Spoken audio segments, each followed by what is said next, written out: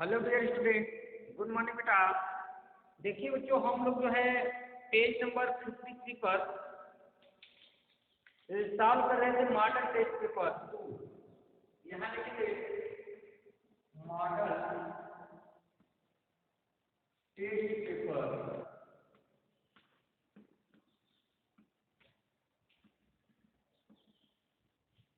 2, model test paper number 2। ये solve कर रहे थे। इसमें का जो है क्वेश्चन नंबर आपको देखना है बच्चों डी। डी तक हम लोग ने कंप्लीट किया था पिछले वीडियो में। आज देखेंगे बच्चों question number D. Question number D, यहाँ पर पहला क्वेश्चन लिखा है। फर्स्ट क्वेश्चन लिखिए बच्चों, answer the following question. Answer the following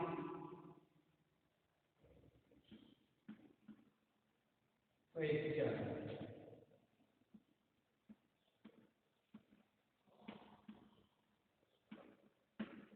answer the following question. ये पहला क्वेश्चन है बेटा। इसमें आपको कुछ प्रश्न दिए गए हैं, उनके उत्तर आपको देना है। क्वेश्चन नंबर ये है तो यहाँ पर क्वेश्चन नंबर ये देखिए बेटा, लिखा है how are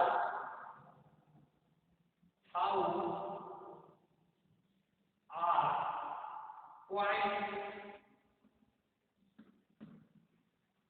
how are coins named?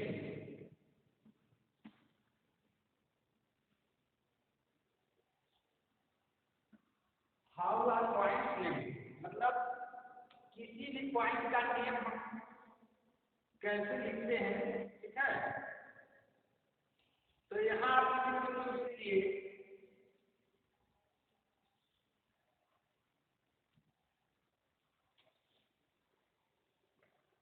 Answer इसका कम से कम फाइंड डॉट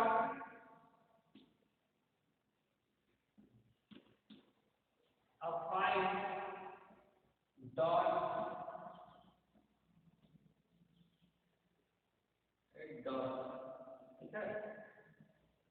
फाइंड डॉट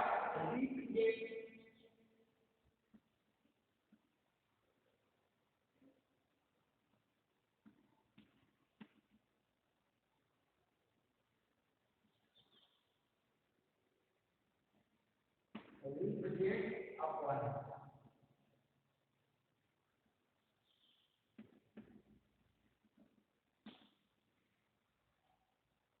जैसे यहाँ पर एग्जाम्पल में आप किसी पॉइंट को यहाँ पर इस तरीके से दिखा सकते हैं। जैसे पॉइंट हो गया, ठीक है। इसको हम मान लीजिए ए से इसको रिप्रेजेंट करते हैं, ठीक है। इसको हम ए से रिप्रेजेंट कर दिए, तो यहाँ लिखिए ए इज ए पॉइंट, यानी हियर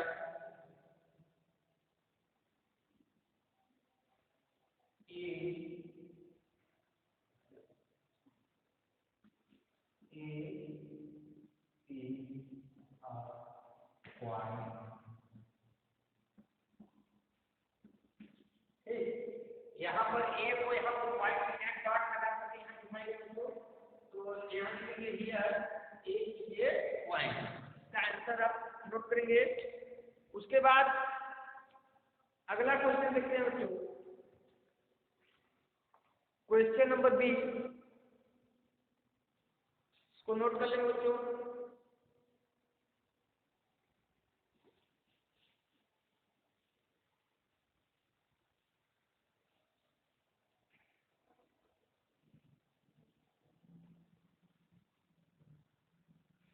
क्वेश्चन नंबर बी कहता है बच्चों, side of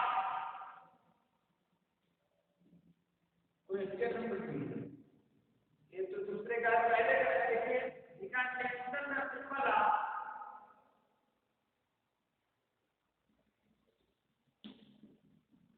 mention the symbol of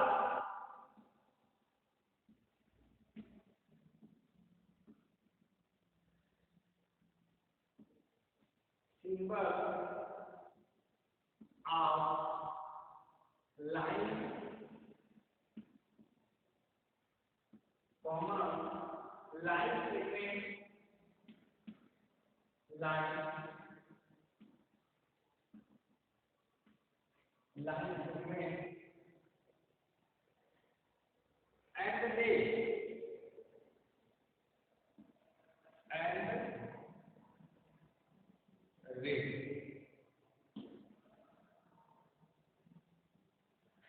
मतलब यहाँ पर लाइन सेगमेंट और रे ये किस तरीके का सिंबल यूज करते हैं। तो यहाँ आप देखेंगे सबसे पहले हम कहते हैं तो लाइन आंसर यहाँ देखेंगे आंसर में सबसे पहले लाइन के लिए यहाँ पर जैसे इस तरीके से आप फिगर इसका बनाएंगे, ठीक है। लाइन के लिए इस तरीके से फिगर यहाँ पर इसको आप किसी एक लेकर जो है जैसे लाइन ईयर, ठीक है। यहाँ पर आप इन लाइन ईयर को छोटे अक्षर से यहाँ पर दिखा देंगे, दोनों साइड में आप एक और रखेंगे, ठीक है। तो यहाँ पर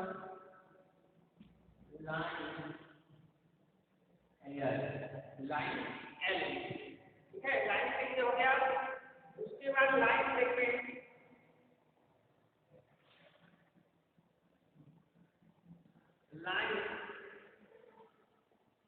के लिए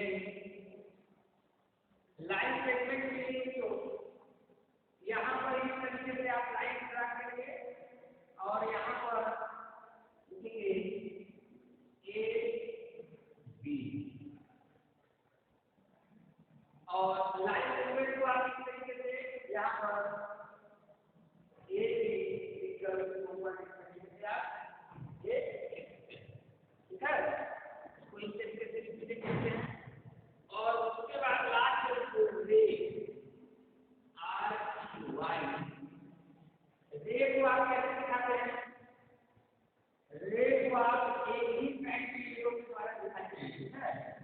इस साइड, ठीक है, किसी एक साइड में इसको एरो के द्वारा आप दिखा सकते हैं।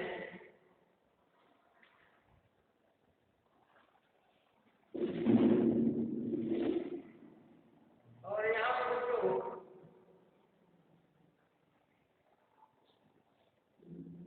इसके लिए आप यहाँ पर नाम दे देंगे,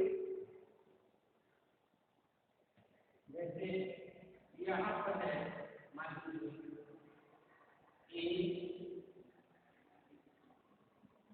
और इसका एंडिंग पॉइंट और नहीं होता है, ठीक है। मान लीजिए यहाँ आप है इसको आप दिखाइए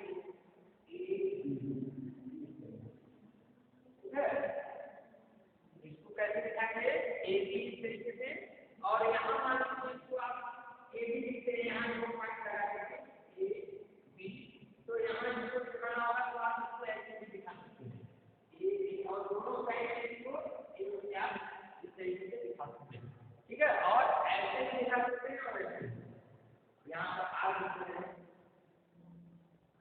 लाइन आर ए बी, ठीक है। इस तरीके से हम जो है लाइन दिखाते हैं फिगर के द्वारा, रिप्रेजेंट करते हैं लाइन को इस तरीके से और उसके बाद रे को इस तरीके से, ठीक है। इसको आप नोट कर लेंगे।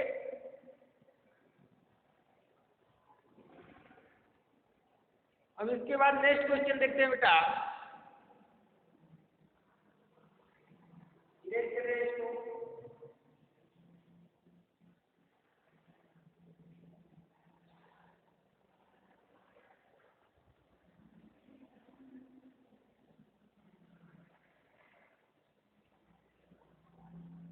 अगला क्वेश्चन देखिए बच्चों,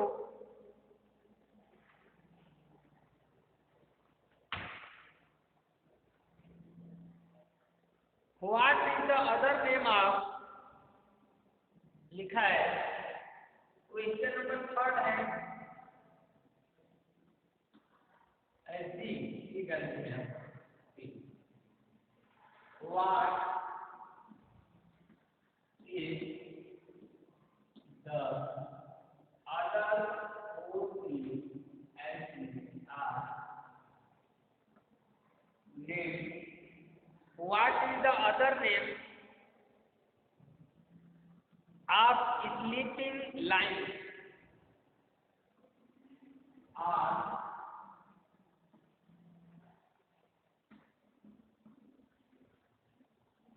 Sleeping line.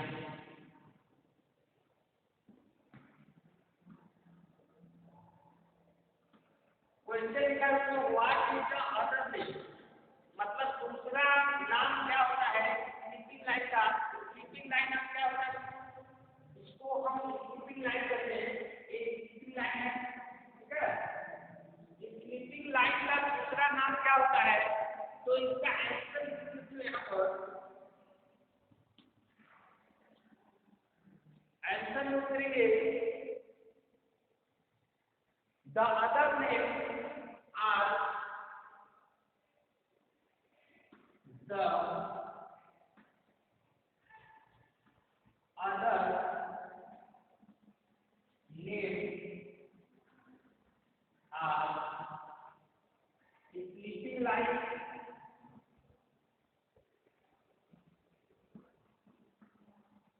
sleeping line. The other name of sleeping line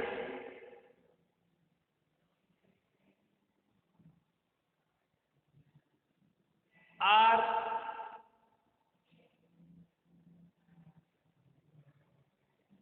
यहाँ पे जो यहाँ थोड़ा सा गलत हो गया है, और यहाँ आप लिखेंगे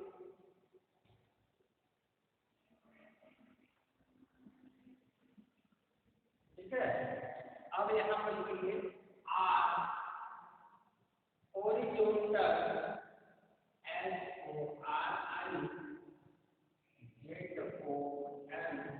SORIZONTAL line.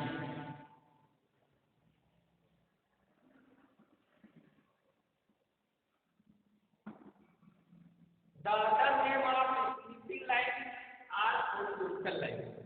होरिजॉन्टल का मतलब होता है क्षैतिज, जिसको हम क्षैतिज रेखा भी कहते हैं, ठीक है, या होरिजॉन्टल लाइन। स्लीपिंग लाइन को हम क्या कहते हैं, होरिजॉन्टल लाइन, या हिंदी में उसको क्या कहा जाता है, क्षैतिज रेखा, ठीक है। तो इसका आंसर आप खुद करेंगे,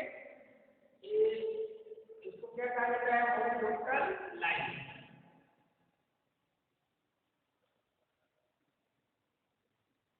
उसके बाद जो अगला क्वेश्चन, ये क्वेश्चन नंबर डी आपका कंप्लीट किया।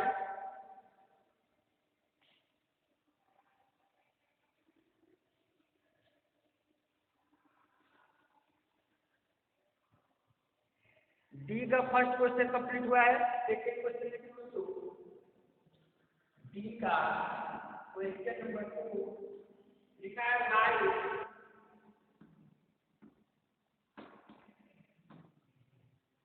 T for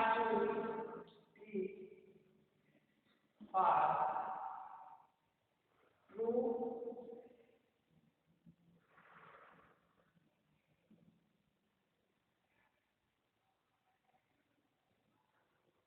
and F for false, and F for false.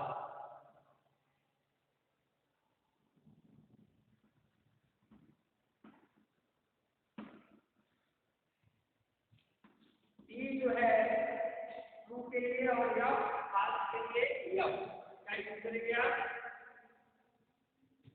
Question number 1 देखिए बेटा, परपेंडिकुलर लाइन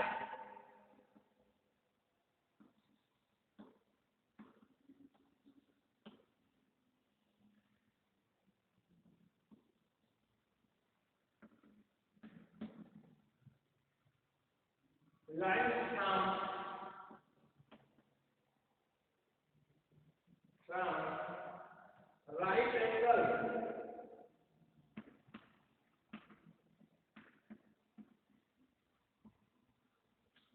राइट एंगल। यहाँ पर आपको ट्रू या फॉल्स लगाना है। जो परपेंडिकुलर लाइन ये जो है राइट एंगल बनाती है। देखिए ये दोनों परपेंडिकुलर लाइन दिए हुए हैं, ठीक है। तो यहाँ राइट एंगल बनता है 90 डिग्री का एंगल, ठीक। ये जो है आपका राइट है। यहाँ पर राइट के लिए आप क्या लगाएंगे?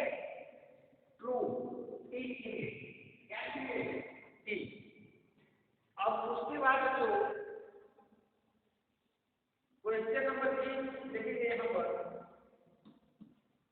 लिखा है right of all angle, right of all angle are always equal, are always equal।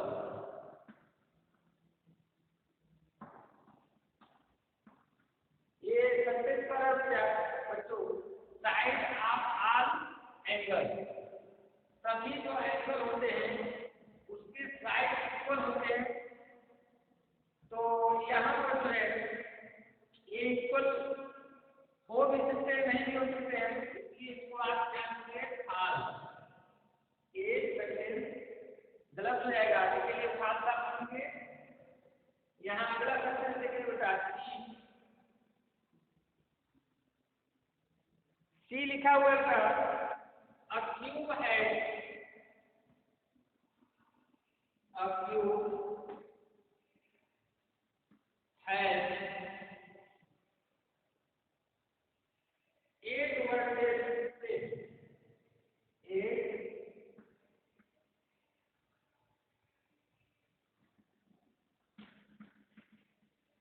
8 vertices. और इसके लिए आपको यहाँ पर लगाना है। देखिए जो क्यूब होता है बच्चों, उसमें जो है 8 वर्टिसेस मतलब 8 फेस होते हैं। इस तरीके से आप देख पा रहे हैं।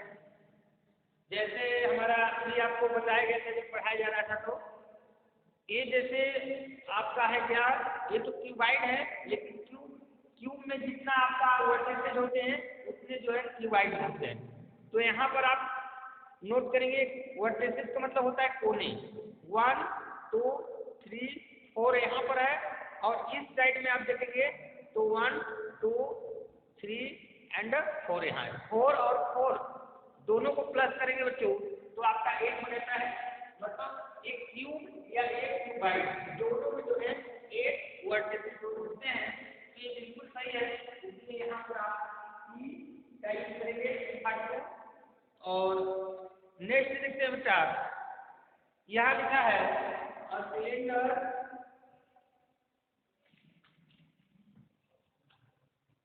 डी है आपका, अ सिलेंडर